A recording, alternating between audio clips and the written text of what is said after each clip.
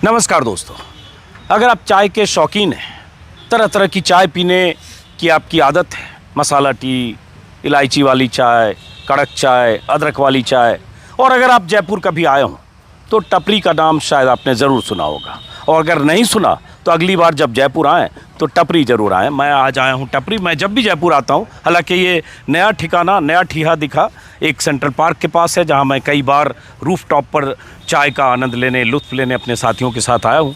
आज पता चला टपरी का एक नया ठिकाना है, वहाँ आया। लेकिन मकसद सिर्फ चाय पीना नहीं है।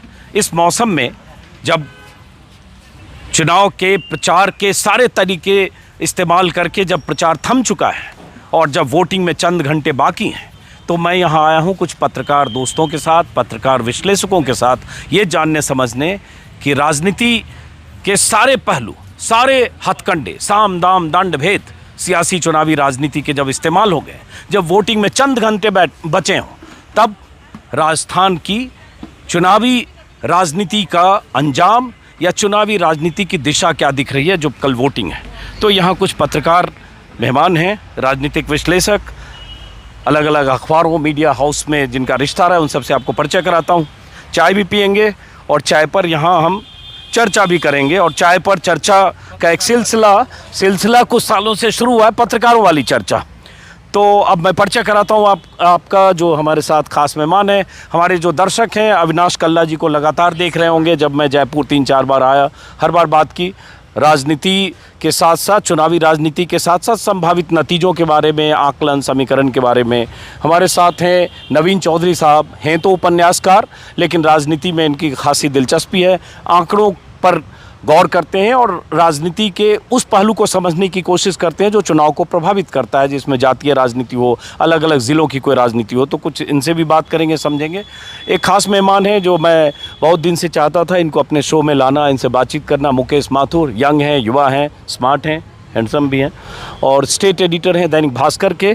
और मैं दिल्ली में रहकर भी दैनिक भास्कर में पहले पन्ने पर कई बार जो सियासी हलचल के बारे में इनकी जो टिप्पणियाँ होती हैं वो मैं पढ़ता हूँ, भाषा शैली के स्तर को समझने के लिए, और ऐसे भी राजनीति को जिस बारीकी के साथ ये समझते हुए विश्लेषण करते हैं। साथ में हमारे अश्विनी पारीक साहब हैं जो ब्यूरो चीफ हैं ईटीवी भारत के, और राजस्थान में लंबे समय से हैं।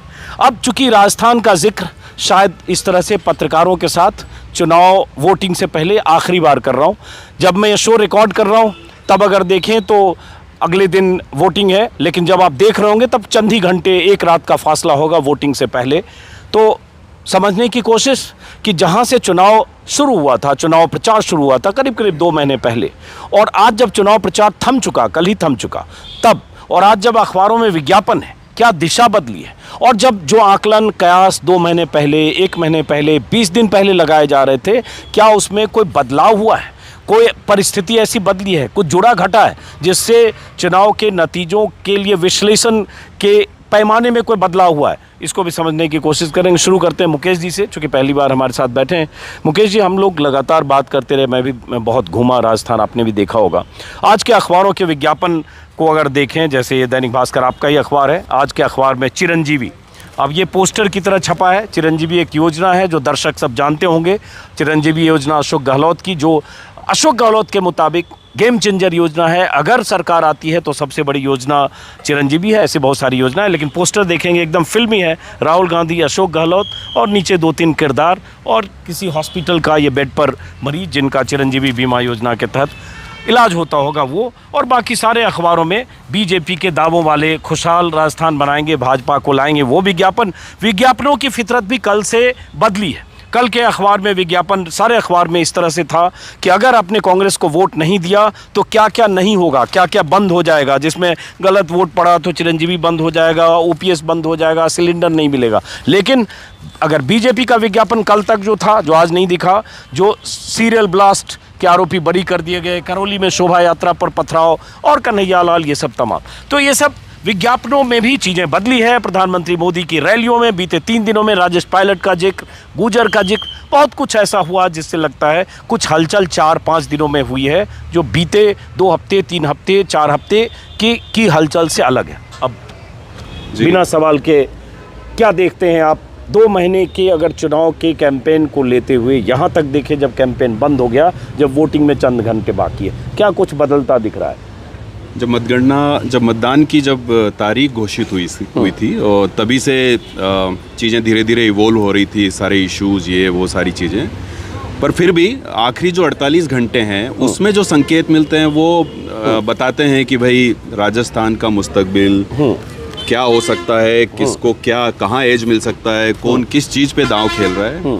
तो पिछले 48 घंटे में जो घटनाएं हुई, जो घटा, जो कहा गया, जो आप अखबारों की तरफ संकेत कर रहे हैं, जो प्रचार माध्यमों में प्रचार में दिखा, वो चीज़ें ही मुझे लगता है सबसे क्रूशल हो गई है आखिरी 48 घंटों में। जैसे राजेश पायलट आए अचानक राजस्थान की राजनीति में, पिछले काफ़ी समय बाद एकदम से राजेश पायलट फिर से आए और एक बार नहीं, मोदी जी ने 2 सभाओं में इसका उल्लेख किया। पहली बार किया, उसके बाद कांग्रेस की तीखी प्रतिक्रियाएं सामने आई, अशोक गहलोत ने उस पर रिएक्ट किया।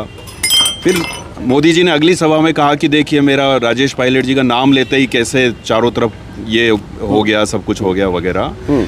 तो इसका क्या संकेत है? इसका संकेत ये है कि पूर्वी राजस्थान गुर्जर बाहुल्य इलाके एकदम से महत्वपूर्ण हो गए हैं। भाजपा को लग रहा है जिन 34 सीटों पे गुर्जर सीधे चीज़ें प्रभावित करते हैं, वो हमारे लिए वहाँ से बदलाव की दिशा तय होगी। तो ये एक चीज़ हो गई। पिछले 48 घंटों में गुर्जर इस फैक्टर के अलावा और क्या चीज़ें हुई? ये हुई कि भाजपा ने एकदम आक्रामक तरीके से कहा कि राजस्थान की 5 साल में दुर्दशा हो गई, लॉ एंड ऑर्डर, महिलाओं पे अत्याचार और ये सब। तो ये एक बड़ा फैक्टर था। तीसरी चीज़ जो पिछले 48 घंटे में हुई, कांग्रेस ने बार बार हैमरिंग कर के बताया कि अगर आप कांग्रेस को नहीं लाते हैं तो हमारी सारी योजनाएं, हमारी सारी फ्रीबीज सब बंद हो जाएगी। तो ये बड़ी चीज़ें रही। तो पिछले 48 घंटों में बहुत सारे संकेत हमें मिले हैं। अब चूंकि वक्त कम है वोटिंग में, तो सबकी दिलचस्पी होगी क्रक्स कि क्या देख रहे हैं, क्या संभावित नतीजे देख रहे हैं। और वोटिंग के बाद नतीजे आने में कुछ दिनों का फासला होगा, 3 दिसंबर को सबको पता चलेगा, लेकिन दिशा क्या दिख रही है उस पर समझने की कोशिश करेंगे। पहले एक बार सबसे बात कर लेते हैं कि मुद्दों में बदलाव क्या हुआ आपके हिसाब से। जैसे अगर हम 2 हफ्ते पहले, 3 हफ्ते पहले, हालांकि 3 हफ्ते पहले भी प्रधानमंत्री मोदी की तरफ से कन्हैया लाल का जिक्र शुरू हुआ, अमित शाह की तरफ से 1 महीने पहले आ गया, हेमंत बिस्वा आए, योगी आदित्यनाथ आए, लेकिन 48 घंटे में गुर्जर का जिक्र, राजेश पायलट का जिक्र, सचिन पायलट के साथ नाइंसाफियों का जिक्र, और ये कहना कि वो राजेश पायलट का बेटा था इसलिए उसको गद्दार कर दिया, ये सब कर दिया। मतलब ऐसा लग रहा है कि मोदी चिंता कर रहे हैं सचिन पायलट की। दरअसल वो उस वोट बैंक को एड्रेस करना चाह रहे हैं जो कांग्रेस का वोट बैंक है। बहुत सारे लोग मुझे ऐसे भी मिले कि आपको सचिन पायलट की इतनी चिंता है तो वसुंधरा को भी तो आपने दूध से मक्खी की तरह निकाल के 5 साल रखा। अपनी पार्टी की चिंता नहीं कर रहे हैं, सचिन पायलट राजेश पायलट के बेटे की चिंता कर रहे हैं। लेकिन मोदी का जो लास्ट जो कैंपेन में ये सब कहना है, ये क्या संकेत देता है? सर, गुर्जर वोट की अगर हम बात करें तो पिछले चुनावों में सचिन पायलट का चेहरा सामने आने की वजह से गुर्जर वोट जो है बीजेपी को मिला नहीं। पारंपरिक रूप से माना जाता है कि गुर्जर वोट जो है बीजेपी के हैं। अगर हम यहाँ पे 2013 का आंकड़ा देखें तो बीजेपी ने 10 गुर्जर टिकट दिए थे और कांग्रेस ने 12, जबकि बीजेपी के 8, 80% यहाँ पर जीत गए, कांग्रेस के 25% ही जीते थे। 18 में आप ये प्रभाव देखें सचिन पायलट का कि बीजेपी के 9 में से 1 भी नहीं जीता, वहीं कांग्रेस के 12 में से 7 जीत गए थे। तो गुर्जर वोट जो है वो सिर्फ सचिन पायलट की वजह से कांग्रेस की तरफ शिफ्ट हुआ। अगर वो इस बार 50-50 भी होता है तो बीजेपी को एक परसेंटेज के अंदर, वोट परसेंटेज में बहुत बड़ा डिफरेंस आने की उम्मीद रखती है। और चूंकि अभी भी वो मार्जिन से जो है बहुमत से सिर्फ 28 सीट पीछे हैं, तो उनको लगता है कि ये कुछ वोट हमारी तरफ आए तो फर्क आएगा। एक और एंगल है जो राजपूत वोटों का है। मैं अभी उस पर नहीं जा रहा, मैं चाह रहा हूँ मोदी के इस कैंपेन में 3 दिन में ये 2 रैली में ये कहना, ये बीजेपी के पर्सपेक्टिव से देखें तो क्या संकेत है? ये क्यों आ गए मोदी गुर्जर पर और राजेश पायलट और सचिन पायलट पर? इसमें वोटिंग परसेंटेज पूरा क्लियर कट, क्योंकि गुर्जरों के एक वर्ग को, आप चूंकि काफ़ी घूमे हैं और जो हम घूमे हैं, गुर्जरों के एक वर्ग को लगने लगा है कि इस बार अगर अशोक गहलोत कांग्रेस फिर से जीतती है तो सचिन पायलट का नंबर नहीं आएगा। वहीं कुछ उम्मीद अभी भी बांधे हुए हैं। तो ये जो एक संदेह है कि अगर कांग्रेस जीती और अशोक गहलोत फिर से पायलट को नहीं बनने देंगे, इस संदेह के मेरे विचार से मोदी जो है उसके ऊपर बैंक ऑन करना चाहते हैं, वो उनको बार बार हैमर करना चाहते हैं कि गुर्जरों के साथ अन्याय हुआ है। 2018 में जो गुर्जरों के साथ गोलीबारी की घटना, जिसके आधार पर उन्होंने अशोक गहलोत जी ने पिछली बार पूरा कैंपेन रन किया था, उसको कहीं ना कहीं अब वो लोग भूलना शुरू हो चुके हैं। तो यहाँ पर वो गुर्जर वोट के ऊपर वो भरोसा रख के फिर से बीजेपी के फोल्ड में रहना चाहते हैं, और मुझे लगता है कि 50% गुर्जर वोट भी वापस बीजेपी की तरफ आते हैं, तो वोटिंग और सीट्स में बहुत बड़ा इम्पैक्ट आने वाला है।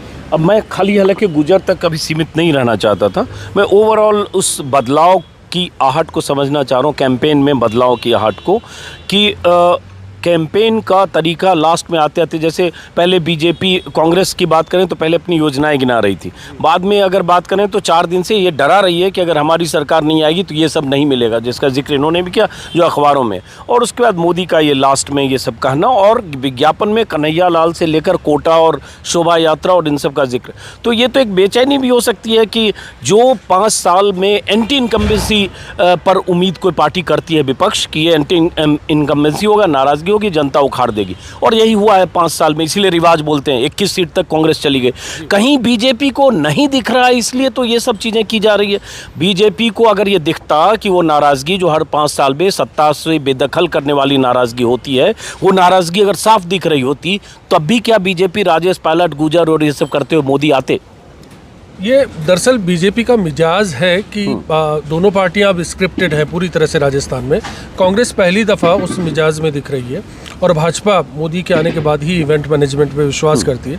आप देखेंगे कि स्तर दर स्तर ये चीज़ें बदली जा रही हैं। दोनों पार्टियां श्योर नहीं हैं कि परिणाम क्या होंगे, वरना कैंपेन का रुख अलग होता। दोनों पार्टियां इस बात को लेकर आश्वस्त नहीं है। गेम चेंजर जो थर्ड फ्रंट जिसको हर जगह कहा जाता है, राजस्थान में इतिहास रहा है, उतना मजबूत नहीं रहा, लेकिन बीते 2 दशक में सत्ता के लिए एक चाबी बनकर आया है। तो इस दफ़ा माना जा रहा है कि वो अगली सीढ़ी चढ़ जाएंगे। तो चीज़ें काफ़ी स्तर तक उस नज़रिए से भी देखी जानी चाहिए कि तस्वीर क्या है राजस्थान की सियासत की। सवाल है मोदी क्या बोल रहे हैं या फिर अशोक गहलोत क्या कह रहे हैं। आपने शुरुआत में एक अखबार भास्कर के जिस विज्ञापन का जिक्र किया पोस्टर के अंदाज में, लेकिन नीचे चिरंजीवी जो लिखा हुआ है वो एक संकेत है, शब्दों को आप बेहतर तरीके से समझ रहे हैं कि ये आशीर्वाद मांगा भी जा रहा है और दिया भी जा रहा है कि आप चिरंजीवी हैं। तो कांग्रेस यहाँ पर कहना चाह रही है कि हम इस स्कीम के जरिए लड़ाई में कायम है, लेकिन भाजपा क्योंकि रणनीतिक रूप से जाहिर है कि साफ नहीं है अभी, इसलिए वो लग रहे हैं कि एक एज पर है, मार्जिन पर है, तो कैसे उसको मार्जिन को कवर किया जाए। इसलिए नवीन जी ने जिक्र किया पूर्वी राजस्थान का 19 सीटें, पिछली दफ़ा एकमात्र सीट आई, वो विधायक भी अब भाजपा की झोली से निकलकर कांग्रेस में आ चुका है, तो वो उसको भी पुख्ता करना चाह रहे हैं कि वो एक वोट बैंक है जिसको सीधे शिफ्ट किया जा सकता है। वो पूरी राजस्थान की 19 सीटें हैं जहाँ पर गुर्जर मतदाता जो है पूरी तरह से डिसाइडिंग फैक्टर है। इस बार क्यों ना वो सभी उसका फ़ायदा उठाया जाए, जिस बात का जिक्र इंटरनल सेंटिमेंट के रूप में दरअसल देखा जा रहा है। तो तस्वीर उसकी भी है, बाकी संभागों में भी जा रहे हैं, उनकी बात कर रहे हैं, और ये तो भाजपा का मिजाज रहा है कि वो जब भी आएगी तो पोलराइजेशन वाले जो इश्यूज़ होंगे उनकी बात करेगी, उनकी ताकत रही है। तो उससे अलग जाना मतलब एक्सपेक्ट नहीं किया जा सकता कि कोई आएगा। तो ये जाहिर है, आखिरी दिन जयपुर के रोड शो की बात की जाए, 3 मुख्यमंत्री थे जो रोड शो करने के लिए जयपुर में मौजूद थे। योगी थे, बिस्वा थे, आपके शिंदे थे। तीनों को और हिंदुत्व के फेस के रूप में देखे जाते हैं। तीनों उन सीटों पर गए जिनको माना जाता है कि वहाँ पर मुस्लिम बाहुल्य वोट है। बिल्कुल। तो ये चीज़ें जाहिर है कि भाजपा क्या कैंपेन चल रही है, और क्योंकि कांग्रेस को अब इसका जवाब देना है। लेकिन मैं एक बात पर और आप देखिए, सिर्फ वोटिंग के लिए एक रात का फासला। मैं उस सवाल को अब रीफ्रेम करता हूं कि जिस सवाल से हम लोगों ने 2 महीने पहले 3 महीने पहले से विश्लेषण शुरू किया था कि राज बदलेगा या रिवाज बदलेगा, यही सवाल एक घिसा पिटा सवाल है, और इसी सवाल में जवाब भी नहीं था जो लगातार चूंकि 30 साल का ही है। तो आपको क्या लगता है इन सब से कि रिवाज बदलेगा या क्या होगा इस बार, या राज रिपीट होगा? राजस्थान की जनता को समझने की ज़रूरत है, बेहद भावुक है। इसलिए दोनों पार्टियों का जो कैंपेन है, अशोक गहलोत जब ये बोलते हैं कि ये नहीं मिलेगा तो उस भावना को जोड़ने की बात करते हैं, और मोदी कहते हैं कि ऐसा हो जाएगा, तो वो भी उस भावना को कैच करने की बात है। भावुक जनता है, तो सेंटिमेंट्स को दोनों पार्टियां कवर कर रही है पूरी तरह से। इसलिए अब कौन किस भावनाओं से खेल सकता है, बात उस पर है। तब्दीलियाँ मिजाज में रही है, तो इसलिए एक खौफ सत्ताधारी पार्टी को इस बात का भी है। मैं एक बात का जिक्र और करना चाहूँगा, राहुल गांधी जब कैंपेन में आते हैं तो उनके प्रचार कैंपेन का मुख्य हिस्सा राजस्थान की योजनाएं नहीं होती। उस ओबीसी वोट बैंक को टारगेट करते हैं, उस 50% वोट बैंक की बात करते हैं। हाँ, कास्ट सेंसस की बात करते हैं, या ओबीसी में इतने ऑफिसर्स में इतने तो ओबीसी हैं। एक ये कॉन्ट्राडिक्टरी कैंपेन रहा है कहीं ना कहीं, क्योंकि राजस्थान में ओबीसी पहले से बाकी राज्यों के मुकाबले बेहद मजबूत है। उस कंडीशन में नहीं है कि आप उनको सत्ता में भागीदारी भी बेहतर है अगर आप देखेंगे, तो वो कैचिंग नहीं हो पा रहा है, इसलिए यहाँ पर दिक्कत हो रही है। यहाँ टॉप टू बॉटम एक तरफ है कि एक ही लाइन पर चले जा रहे हैं, वो एक ही लाइन खींच दी है और उस पर सब लोग कायम है, उसी की बात किए जा रहे हैं। तो ये चीज़ें तय कर रही है कि उनको रास्ता पता है और यहाँ अभी गलियाँ खोजने की जद्दोजहद जारी है। मुकेश जी, मैं आ रहा हूँ आपके पास। जो एक सवाल मैंने इनसे पूछा, अब चूंकि आप सीकर के रहने वाले हो, सही बात है, अब शेखावटी वो इलाका जहाँ कांग्रेस को ज़बरदस्त कामयाबी मिली थी पिछली बार, जैसे पूर्वी राजस्थान में, हालांकि जब मारवाड़ और मेवाड़ में भी कांग्रेस को कंपैरेटिवली 2013 के मुकाबले कामयाबी मिली थी। अब अगर ये राज रहता है, अशोक गहलोत रिपीट होते हैं, तो कहाँ से इनको उम्मीद होगी जिससे रिपीट रह सकते हैं? और अगर बेदखल होते हैं तो उसकी क्या बड़ी वजह होगी? किस रीजन से जहाँ से लगता है बेदखल हो सकते हैं? तो कमजोर कड़ी क्या हो सकती है, मजबूत स्थिति क्या हो सकती है, समझने के लिए, चूंकि अब वक्त कम है, तो आपने सब इम्पेशेंट होंगे यही समझने में हो क्या रहा है। तो आपने सीकर की बात की, तो जाट बेल्ट, अपन गुर्जरों की बहुत बात करते हैं, लेकिन जाटों का बड़ा प्रभाव रहा है। बिल्कुल, जाटों का प्रभाव 80 सीटों पर है और 35-40 जाट आते रहे हैं विधानसभा में। लेकिन गुर्जर और जाट वोटों में शायद एक जो अंतर है वो ये है कि जाट शायद कभी भी एक तरफा एक पार्टी की तरफ ना जाएं या ऐसा, लेकिन फिर भी कांग्रेस जाटों को अपना कोर वोट एक तरह से मानती है। तो उनमें से वो कितनी सीटें निकाल पाते हैं वहाँ से वो देखना पड़ेगा। डोटासरा जी खुद जो है लक्ष्मणगढ़ में बड़ा कॉन्टेस्ट जैसा चल रहा है वहाँ पे, और वो सारी स्थिति है।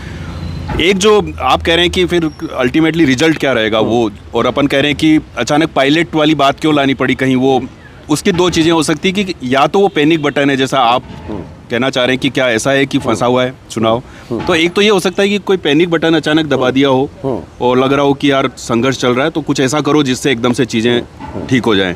एक पैनिक बटन कल जब डॉक्टर किरोड़ी लाल जी ने एक ट्वीट किया, कन्हैया लाल का उन्होंने एक फोटो डाला और वो गला बाकायदा एक इलस्ट्रेशन बना हुआ था जिसमें कन्हैया लाल का गला काटने वाला आदमी खड़ा है वगैरह, तो उन्होंने कहा कि इसका जवाब देना है वगैरह। तो ये क्या ये पैनिक बटन दबाए जा रहे हैं? दूसरा ये हो सकता है कि बीजेपी में कुछ भी ऐसा नहीं होता तत्काल होता हो, वहाँ पूरा कैलेंडर बनता है, पूरा का पूरा टाइमलाइन बनती है, तो आखिरी 48 घंटों में क्या करना है ये ऐसा नहीं है कि अचानक हो गया होगा। हो सकता है तय किया हो कि आखिरी दो दिनों में हमें पायलट की बात करनी है और गुर्जर वोट बैंक को साधना है, तो ये सारी चीज़ें हैं। अब ये भी होता है कि कई बार उन्होंने सेंस कर लिया 10-15 दिन में कि ये गुर्जर वाला एक फैक्टर है जो कांग्रेस को नुकसान पहुंचा सकता है, तो इसलिए हम वहाँ कमज़ोर नस पर हाथ रखो अपनी रैलियों में। हाँ, तो वही है कि या तो ये पैनिक बटन है या प्लान्ड है, ये दोनों चीज़ें हो सकती है। अब कांग्रेस किस चीज़ से जीतने की आस लगा सकती, तो वो सीधी बात है, वो लोग लगातार एक चीज़ को पिच कर रहे हैं कि हमारी योजनाएं, हमारी फ्रीबीज।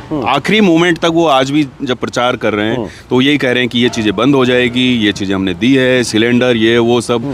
और एक चीज़ देखें कि भाजपा का जो पूरा कैंपेन है वो कांग्रेस केंद्रित रहा है। ये मेरे को इस वाले प्रचार में जो एक ट्रेंड समझ में आया, एक जो पॉजिटिव कैंपेन होता है कि मैं अपनी तरफ से कोई out of the box idea लाऊं, वो रेस्पॉन्ड कर रहे हैं हर चीज़ पे, और वो 500 का सिलेंडर दे रहे हैं तो मैं 450 का दे रहा हूँ, तो ये सारा चल रहा है। तो कांग्रेस का फिर पूरा फोकस उस पर हो गया। कांग्रेस को तो ये उम्मीद दिख रही होगी कि अगर बीजेपी हमारी योजनाओं की बात कर रही है या हमारी योजनाओं का काउंटर ला रही है, इसका मतलब हम सही दिशा में जा रहे हैं, तो उनके जीत का रास्ता। जैसे सिलेंडर वाला बोला, मैंने कल के वीडियो में भी कहा था कि 500 रुपये के सिलेंडर की स्कीम अशोक गहलोत की पहले से चल रही थी, बीजेपी की तरफ से आ गया 450 में देंगे, अशोक गहलोत की तरफ से फिर आए सरकार बनी तो 400 में देंगे, तो एकदम डिस्काउंट ऑफर जैसा हो। और रहता तो फ्री में आती। हाँ, ये अपने पहले भी कहा था, एक हफ्ता रहता फ्री में आता, लेकिन फिर वापस लौटने से पहले अब आपसे, चूँकि आपसे कई राउंड हमारी बात हुई, कैंपेन का जो अब चूँकि सब चीज़ खत्म हो गया, वोटिंग में एक रात है, लगातार आप मानते रहे हैं कि बीजेपी को एज है, जो इतनी बार आपने बात की।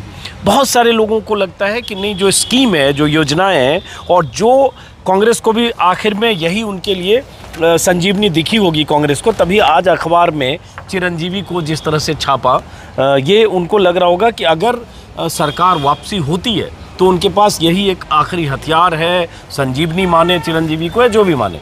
तो क्या लगता है कि स्थिति कांग्रेस को जितना कमज़ोर माना जा रहा है वैसा नहीं है? रूरल और अर्बन डिवाइड है, शहरी इलाकों में कन्हैया लाल ये हिंदुत्व है, लेकिन गाँव में इस योजना का असर है और ये बीजेपी को भी इस बात का एहसास हो रहा है, इसलिए आखिरी दाव में गुजर और बाकी चीज़ कर रहे हैं। सर देखिए, इसमें कोई दो राय नहीं, ये एकमात्र स्कीम है सरकार की। इन्होंने पिटारा खूब खोला, पर पिटारा आखिरी साल में खोला, पर ये स्कीम इनकी कंटिन्यूअस चली, तो इस पर कोई दो राय नहीं, और ये अक्रॉस इकोनॉमिक सेक्शंस बनती है। बट एक बात सर मैं और कहूँगा, मैंने मेंटेन किया है कि बीजेपी को एज है, वो मैं आज भी कहता हूँ, पर हमने हमेशा ये कहा है कि कांग्रेस गेम से बाहर नहीं है, वो क्लोज फाइट दे रही है। इस बार उनका एडवर्टाइजिंग कैंपेन पूरा मुख्यमंत्री के इर्द गिर्द रहा, और आप देखिए आखिरी दिन भी वही दिख रहे हैं। राहुल गांधी का गुड फॉर्च्यून है कि उनकी शक्ल दिख गई, वरना यहाँ पे इनको कोई तवज्जो दे नहीं रहा था।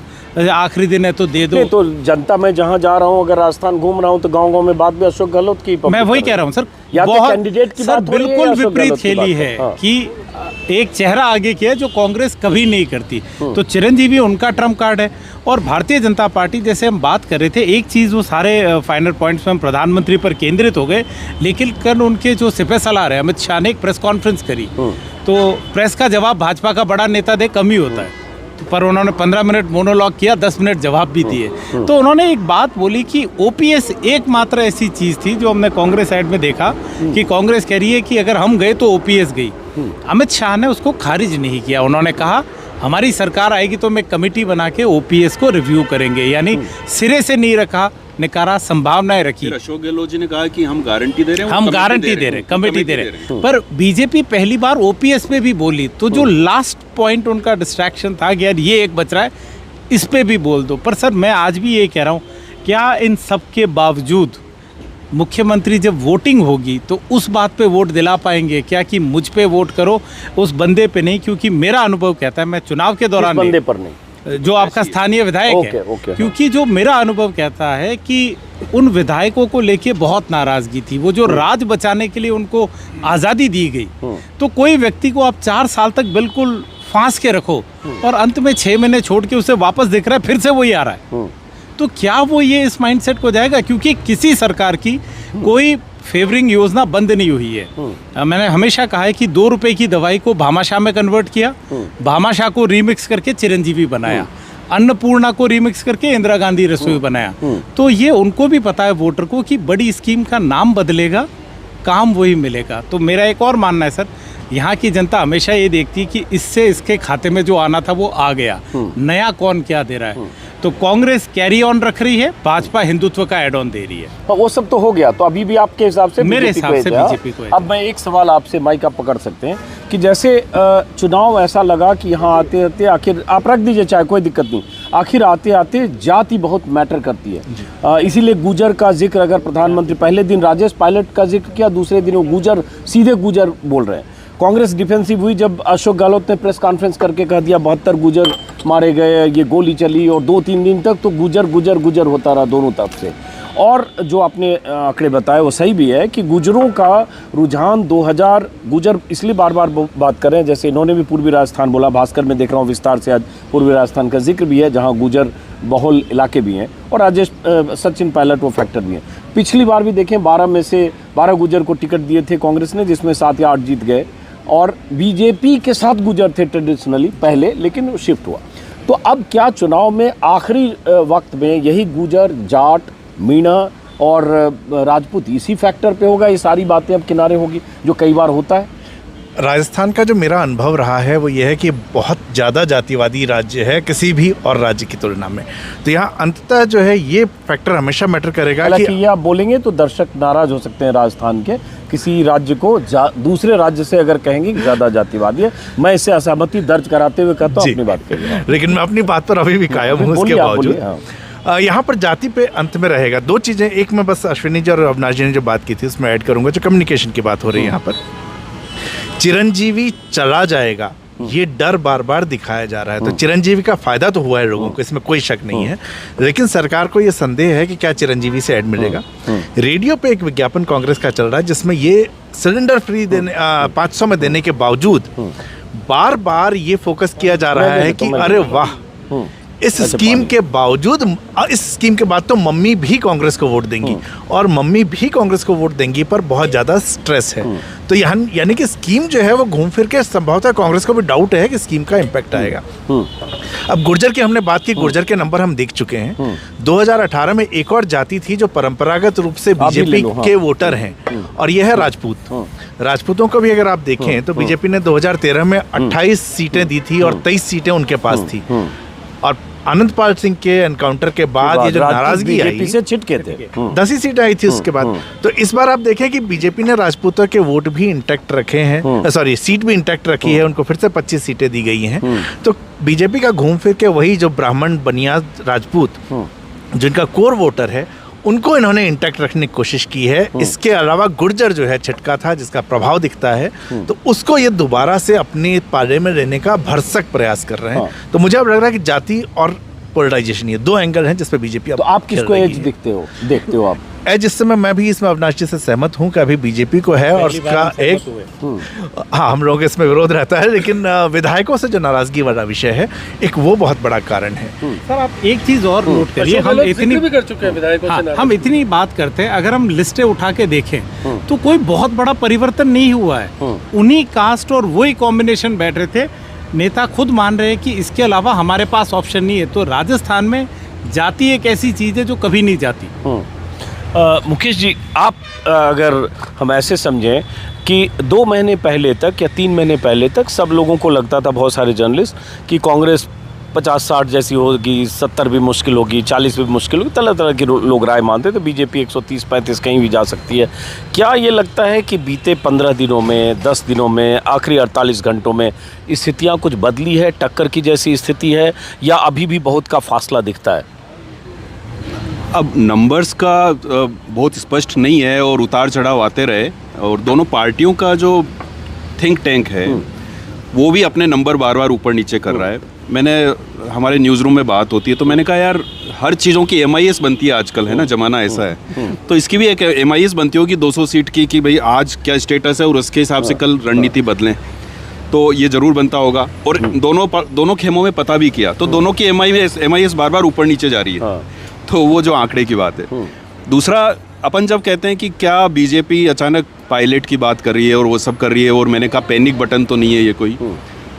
कांग्रेस में भी सेम स्थिति है। आज अशोक गहलोत जी ने पहली बार पिछले कई महीनों में सचिन पायलट का वीडियो जारी किया, हमारे युवा नेता। पहली बात तो इतने महीनों बाद उनको नज़र आया कि एक युवा नेता पार्टी में, वो आखिरी दिन, और वो क्यों उन्होंने जारी किया।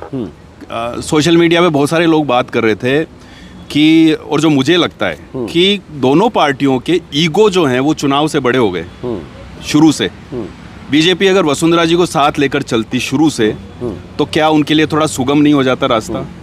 कांग्रेस अगर सचिन पायलट को लगातार साथ लेकर चलती तो क्या उनके लिए सुगम नहीं हो जाता? तो मैं हमेशा बोलता हूँ, ईगो जो है वो इनको रिजल्ट से ज़्यादा बड़े हो गए हैं दोनों पार्टियों में, वो एक चीज़ है।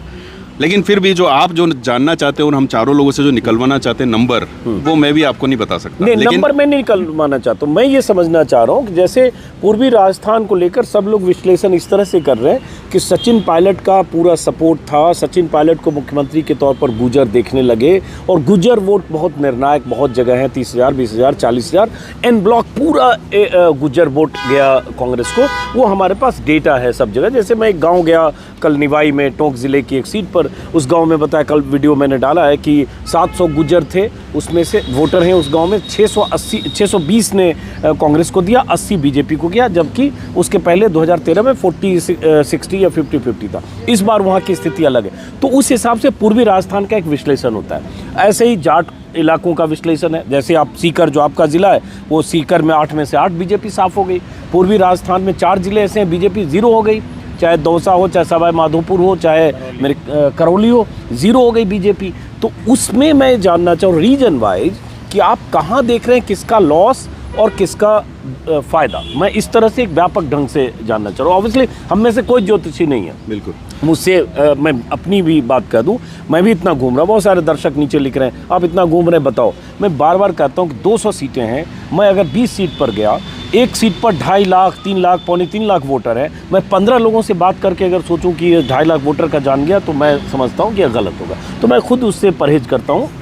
सर, अब आप ईस्टर्न बताइए। राजस्थान में एक छोटा सा और कह दूं, जो हम बात कर रहे हैं हाँ सॉरी, कि सचिन पायलट और गुर्जर वोट, उसमें एक फैक्टर और रहा कि किस तरह से उन्होंने कास्ट कंबाइन किया। हाँ। जैसे दौसा की सीट ले लीजिए, जहां वो आपको मंत्री जी मिले, मुरारी लाल, तो वो उनकी कास्ट की सीट नहीं थी, मतलब वो रिजर्व सीट नहीं थी, लेकिन जनरल सीट पे उन्होंने एक मीणा को दिया और वो लेके आया। तो उनके साथ दूसरी कास्ट भी लगी और उन्हें एक उम्मीद थी कि कुछ निकलेगा।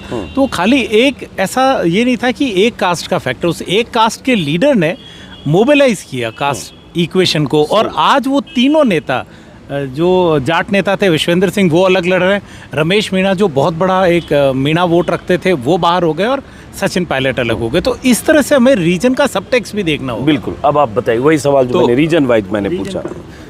वही बात है कि सारे जो अलग अलग रीजन हैं, चाहे मारवाड़, मेवाड़, शेखावाटी और ये पूर्वी राजस्थान, अब मुद्दा वहीं आ गया है कि कौन किसके गढ़ में सेंध लगा सकता है ना। तो भाजपा शेखावाटी में और पूरे जाट बेल्ट में जो 80 सीटों पे मैंने कहा जाटों का प्रभाव है, उसमें कितनी सीटें निकाल सकती है। उसी तरह पूर्वी राजस्थान में कांग्रेस कितना बचा सकती है, मैं ये बोलता हूँ। तो अलग अलग रीजन में वही है कि आप किसके किले में कितना अंदर तक जा सकते हैं, उस पर बहुत सारी चीज़ें निर्भर करेंगी।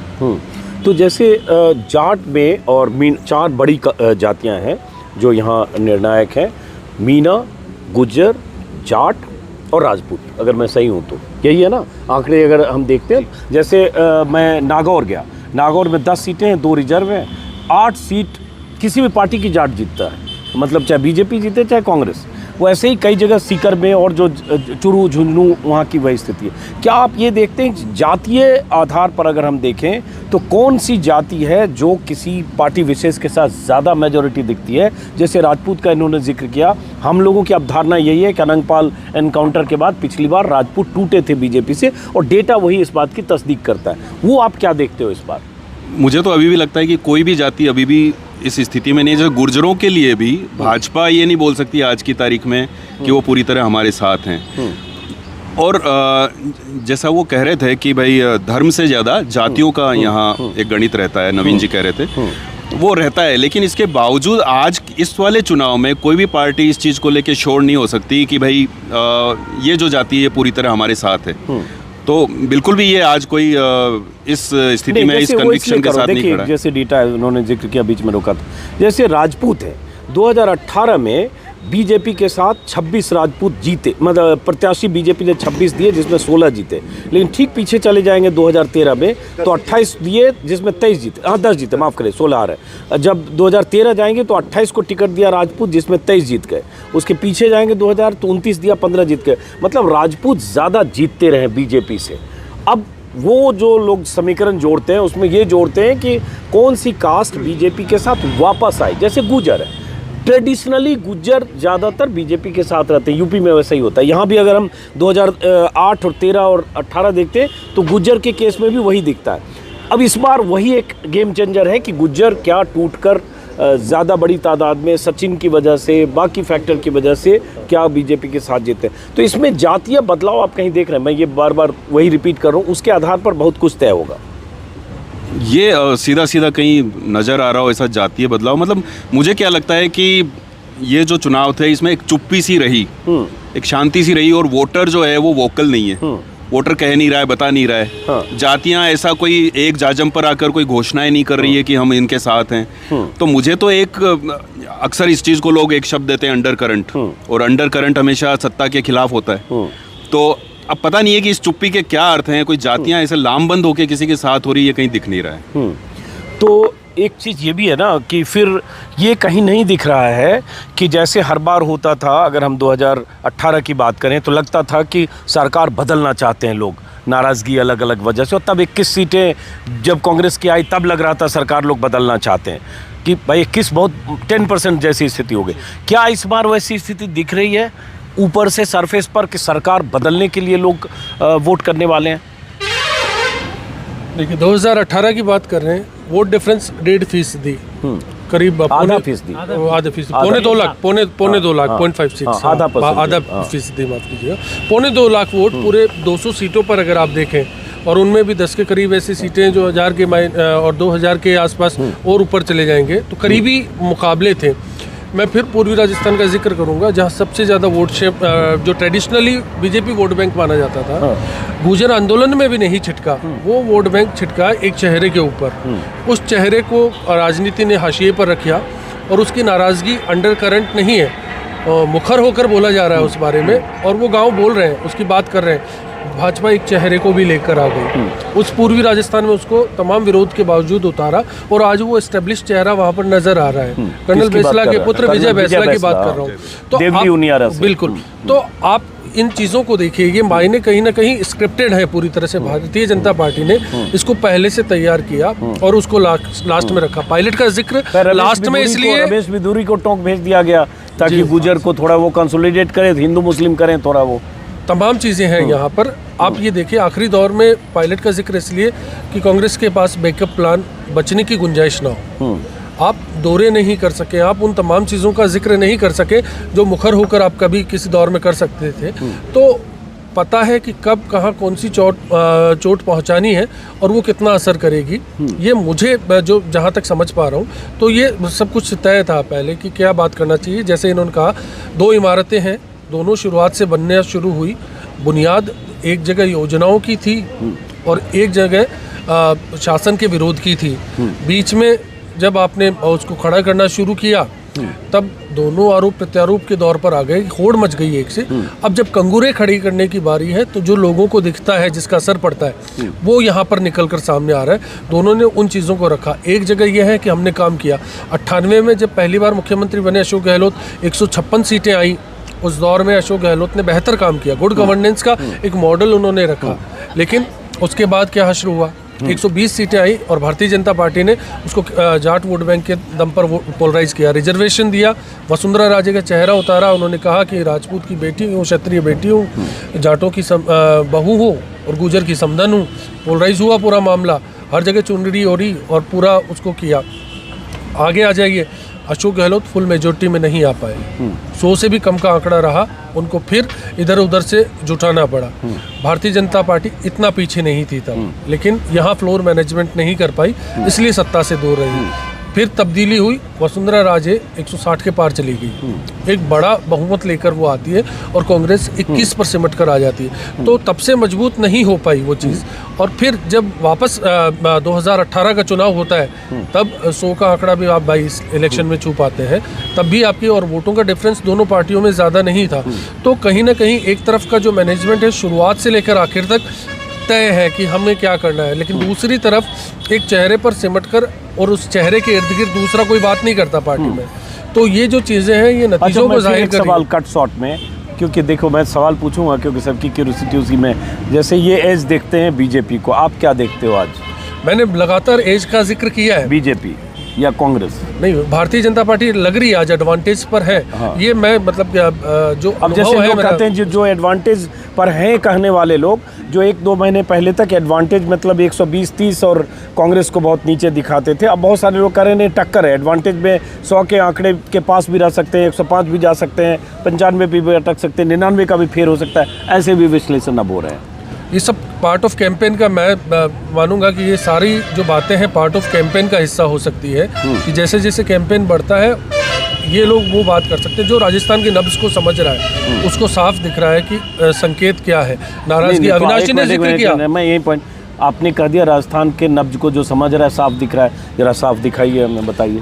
अविनाश जी ने जिक्र किया, नहीं आप मैं बता रहा हूँ, आप यहाँ साफ दिखाइए। हाँ, मैं बिल्कुल वही बात कर रहा हूँ कि उसी बात को लेकर आ रहा हूँ। विधायकों से नाराजगी, मुख्यमंत्री ने खुद ने कहा, जब इलेक्शन कैंपेन की शुरुआत हुई, मुख्यमंत्री ने इसको जाहिर तौर पर एक्सेप्ट किया कि मेरे विधायकों ने ज़रूर गलतियाँ की हैं, लेकिन मैं योजनाओं के दम पर उसका मुकाबला करना चाहूँगा। ये सबसे बड़ी बात थी, सबसे बड़ा संकेत था कि आपने जब जंग का बिगुल बजाया, उस दौर में आप इस बात को कह रहे थे कि मेरे जो सिपाही हैं वो कमज़ोर हैं, और उन कमज़ोर सिपाहियों को लेकर मैं मजबूत हथियारों के दम पर चुनाव लड़ रहा हूँ।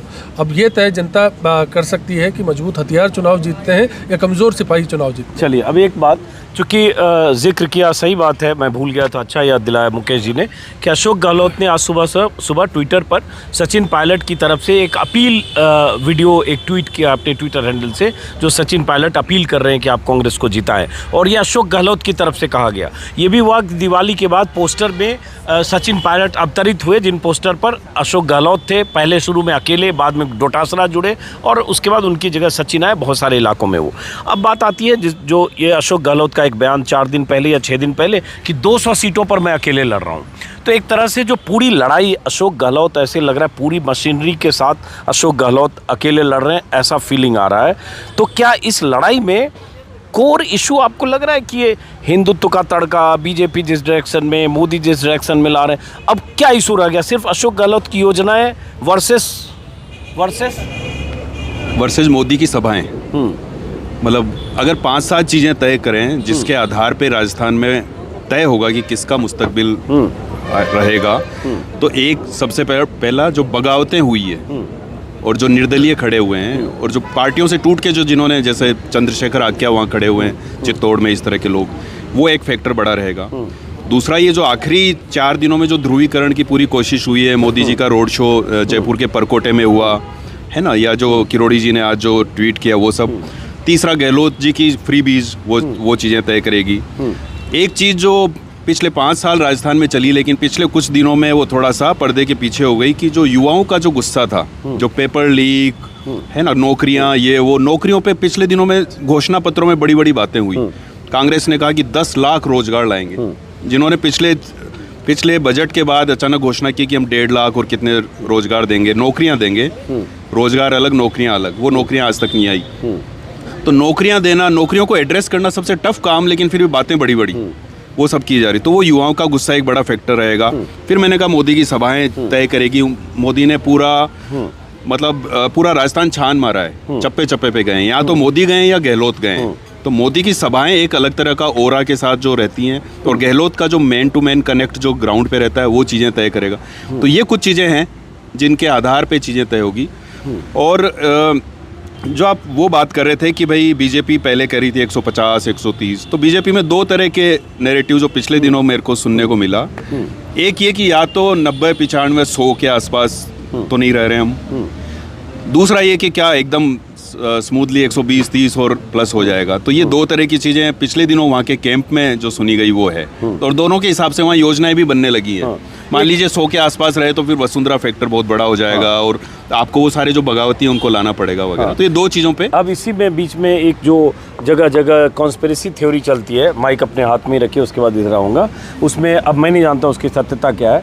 कहते हैं 2 थ्योरी चल रही है कि सचिन पायलट नहीं चाहते कि कांग्रेस 90 पार करे, ताकि उनका भविष्य रहे कि कुछ जोड़ तोड़ में कुछ हो, या अगर बीजेपी आ जाए तो कम से कम 5 साल बाद रिप्लेसमेंट में वो चेहरा बने, नहीं तो वो 10 साल खिसक जाएंगे, क्योंकि अशोक गहलोत जीत गए तो फिर 5 साल बाद तो बदलेंगे, फिर बीजेपी आएगी तो सचिन पायलट 10 साल आगे, उनका गोल पोस्ट आगे। दूसरा, कुछ लोग करें वसुंधरा भी नहीं चाहती कि 95 से ज़्यादा आगे जाए, ताकि उनकी वो हैसियत बनी रहे, ताकि जोड़ तोड़ करके सरकार बनाए। मतलब 2 बड़े लीडर, वसुंधरा जो 10 साल मुख्यमंत्री रही, बीजेपी के सबसे लोकप्रिय कद्दावर लीडर है वो, सचिन पायलट जो नंबर 2 रहे, अभी भले उस हैसियत में अशोक गहलोत से टकराव रहा। 2 लोगों के बारे में ये थ्योरी कही जाती है कि ये दोनों नहीं चाहते कि 100 पहुंचे।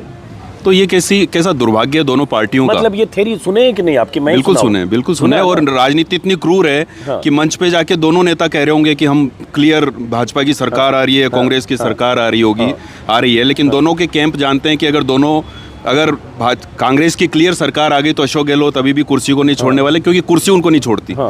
और भाजपा में अगर क्लियरली निकल गए अगर, तो फिर पता है कि भाई, जैसे अविनाश जी बहुत अच्छी चीज़ बोलते हैं कि फिर मुख्यमंत्री कौन बनेगा, ये 2 ही लोगों को पता होता है, या तो मोदी जी या मोदी जी का मोर, जिसको वो दाना खिलाते हैं। तो अगर दोनों में ही अगर स्मूथली अमित शाह का नाम लेने वाले हैं आप, तो अगर स्मूथली दोनों की सरकारें आ गई तो इन दोनों नेताओं के लिए वाकई चैलेंज खड़ा हो जाएगा। लेकिन मैं कह रहा हूँ कि 6 महीने पहले या 1 साल पहले दोनों पार्टियां ऐसी स्थिति को टाल सकती थी, दोनों ने नहीं टाला। ऐसा क्यों आपका जो सबसे बड़ा स्तंभ है वो ऐसा क्यों नेगेटिव क्यों सोचने लगे कि यार 95, 90, 100 आएगी तो ही वो होगा? और आपको पता था कि सचिन की स्थिति तो यही है पिछले कई महीनों से। भाई वो 2 बार 3 बार अपनी लड़ाइयाँ हार चुके हैं। एक और लड़ाई हारते ही तो उनका करियर, अगर आप यही कोई कॉरपोरेट में कोई व्यक्ति होता और उसको इतने सेटबैक लगते तो आप बोलते करियर खत्म हो जाएगा। तो ये दोनों स्थितियाँ सही है और ये विडम्बना है दोनों पार्टियों की। चलिए अब जरा आपके पास आते हैं, माइक आप पकड़िए। मतलब वही जो सवाल इनसे हम समझने की कोशिश कर रहे हैं, रीजन वाइज अगर चूंकि आपने कुछ डेटा उटा भी शायद बनाया है, रीजन वाइज अगर हम देखेंगे तो आपको रीजन वाइज पूर्वी राजस्थान की बात हम लोग लगातार, मैं अपने वीडियो में भी करता रहा, लेकिन मारवाड़ और मेवाड़ का जिक्र बहुत करते हैं हर समय। हालांकि उस कहानी को पिछले चुनाव के डेटा नहीं बदल दिया कि जो मेवाड़ में जीतेगा वही राजस्थान में सरकार बनाएगा। पिछली बार की स्थिति दूसरी थी मेवाड़ से भी, लेकिन मारवाड़ में जैसे 61 सीटें हैं, उसमें जाट बहुल इलाके भी हैं, ऐसे इलाके भी हैं जहाँ से दिग्गज लोग हैं, जिसमें इंक्लूडिंग अपने चीफ मिनिस्टर अशोक गहलोत भी हैं, राजेंद्र वो भी क्या नाम है, गजेंद्र सिंह शेखावत भी हैं। तो आप रीजन वाइज अगर इन 2 रीजन को देखें तो वहाँ क्या इस बार स्थिति दिखती है? मारवाड़ में जो है फ़र्क नज़र आता है। पिछली बार भी अगर जोधपुर संभाग की हम बात करें, मैं इसको संभाग वाइज ज़्यादा देख रहा हूँ, तो इसमें पाली, जैसलमेर, जोधपुर, बाड़मेर, जालौर, सिरोही ये जिले आ रहे हैं। 33 सीटें हैं, बीजेपी के पास 14 थी और 17 जो है इसमें कांग्रेस के पास थी। यहाँ पर एक डिफरेंस जो है नज़र आता है कि पाली जो है वो बीजेपी के पास प्राय रही है, वो रहेगा। जैसलमेर की 2 में से 1 सीट बीजेपी की तरफ शिफ्ट होती नज़र आ रही है। जोधपुर में जो है स्थिति लगभग सेम रहनी है, बाड़मेर में सेम रहनी है, जालौर सिरोही में संभवतः कुछ चेंज आएगा। तो यहाँ पर लगता है कि बीजेपी जो है, बीजेपी और कांग्रेस का आंकड़ा ये अदल बदल हो सकता है बहुत। मतलब अभी अगर मैं मारवाड़ के सभी जिलों की बात करूं, हनुमानगढ़, बीकानेर, नागौर, पाली, जोधपुर, जैसलमेर, बाड़मेर, जालौर, सिरोही, तो 61 सीटें आती है, जिसमें बीजेपी को 24, कांग्रेस को 29 मिली थी पिछली बार जो डेटा है, निर्दलीय को 3 और हनुमान बेनीवाल पार्टी को 3। जी अगर 2013 में चले जाते हैं कांग्रेस को 5, बीजेपी स्वीप करके 52 सीट पर चली गई थी। तो आप वहाँ इस बार क्या देखते हो? इसमें मतलब जो हनुमानगढ़ वाला बेल्ट है, गंगानगर वाला बेल्ट है, ये भी बता दूं ये सब आकलन है जी, बाकी 3 तारीख को ही पता चलेगा। तो हनुमान इसी तरह से लीजिएगा। हनुमानगढ़ और गंगानगर वाली बेल्ट में फिर से बीजेपी की कम से कम 50 से 60% सीटें वहाँ की आने की संभावना बन रही है, जब वहाँ पे कैंडिडेट्स को डिक्लेयर किया इसके बाद से। तो इसलिए बीजेपी का एज जो है इस बार इस मारवाड़ संभाग में निश्चित तौर पर नज़र आता है। उसकी वजह एक तो कास्ट इक्वेशन और जो इन्होंने कैंडिडेट्स को जिस तरह से डिक्लेयर किया है वहाँ पे एक डिफरेंस नज़र आ रहा है। जो इनके एमएलएज हैं कांग्रेस के, वहाँ पर एक नाराज़गी है। और एक पॉइंट में जो कास्ट इक्वेशन से और संभाग से अलग है, जो कि सब बात विधायकों की हो रही थी, एक आंकड़ा बड़ा इंटरेस्टिंग है 1998 से लेके और 2018 तक का। लगभग 80% सिटिंग एमएलए को दोनों पार्टी ने हर चुनाव में रिपीट किया है। और इसमें जब भी बीजेपी जीती है, इनके 60% से ज़्यादा विधायक जीतते हैं और हारती है तो भी 35% से अधिक जीतते हैं। कांग्रेस के पास ये नंबर जो है हारने की सिचुएशन में 20% के आसपास आ जाता है। मतलब एक बार तो उनका 7% तक भी गया हुआ है। तो ये जो बार बार बात हो रही है कि इनके विधायकों से नाराज़गी है, तो बीजेपी ने इस बार भी 73 में से 61 विधायकों को रिपीट किया है। और उनके पुराने अगर हम रिकॉर्ड को देखें तो अगर इसमें से 60 से 70% भी रिपीट करते हैं तो इनको बहुत बड़ा नुकसान नहीं है। पूर्वी राजस्थान में सीट बढ़ेंगी, मारवाड़ में कुछ सीट बढ़ेंगी, तो वो जो है इनके नंबर को ऐड ऑन करता है। कांग्रेस ने 86 एमएलएज को रिपीट कर दिया है 99 में से, जहाँ पर कि नाराज़गी बहुत ज़्यादा है। तो उसमें जो है अगर ये जीतते भी हैं, अगर रिवाज इस बार बदल जाता है, तो भी विधायकों की नाराज़गी जो है इनको 50% के आसपास ही रहती है।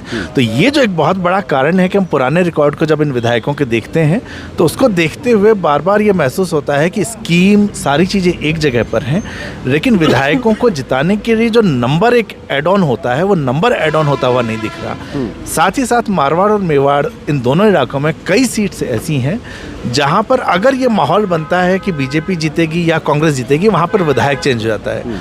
शांति धारीवाल कोटा के बड़े नेता है, राज्य के बड़े नेता हैं, ये उनका भी यही किस्सा है कि जब सरकार आती है तो वो जीतते हैं। हर बार तो सरकार आती है तो जीतते हैं, सरकार हारती है तो वो भी हार जाते हैं। मैं बीजेपी की जो पहली सूची आई थी, लेकिन उन्होंने बहुत काम किया है। अब वो देखना होगा कि इस बार क्या होता है। आरोप भी उन पर बहुत है, लेकिन इतना जबरदस्त कोटा रिवर फ्रंट बनाया, कोटा पूरा शहर बदल गया, इतना चौक चौराहों पर लाइटिंग एकदम बिल्कुल।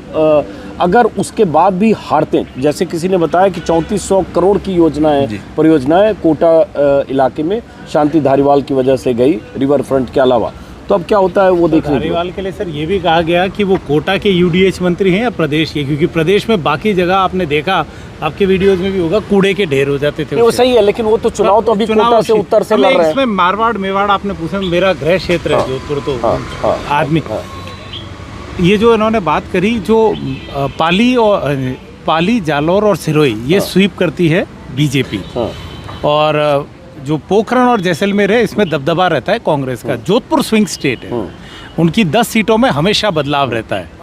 तो अभी की हालात ऐसे लग रहे हैं कि 10 में से सिर्फ 2 ही ऐसी सीटें हैं जहां कांग्रेस मजबूत या फाइट पे दिखती है, वो है सरदारपुरा और दूसरी ओसिया में फाइट है। बाकी 8 सीटों पे संभावना बनती है भाजपा, अगर आरएलपी अभी भोपालगढ़ वाली उनकी सीट उनके पास है तो भी भाजपा 7 की टैली ले जा सकती है, तो वहाँ नंबर बढ़ेगा। फिर जो आपने हनुमानगढ़ गंगानगर की बात कही, ये बिल्कुल ही विद्रोही किस्म की जगह है हमारे यहाँ। पूरा प्रदेश एक तरफ, हनुमानगढ़ गंगानगर एक तरफ। 99% ऑफ द टाइम हमारे पॉलिटिशियंस लोग इन 2 जिलों को अपनी स्टेट में काउंट नहीं करते, और वहाँ टिकट बांटने में भी कुछ चूक हुई है। जिसने पिछली बार कांग्रेस से लड़ा उसको, जिस व्यक्ति ने इन 2 जिलों को अपना काउंट किया वो है राम रहीम, जो 9वीं बार जिसको जमानत मिल गई और वो बाहर आ गया, क्योंकि उन दोनों जिलों में उनके बहुत सारे फॉलोअर हैं, तो मतलब उनको प्रभावित करने के लिए वो व्यक्ति जो है वो जेल से बाहर आ गया। तो ये बात सही है, ये दोनों जिलों की राजनीतिक दल एक तरह से उपेक्षा करते रहे हैं।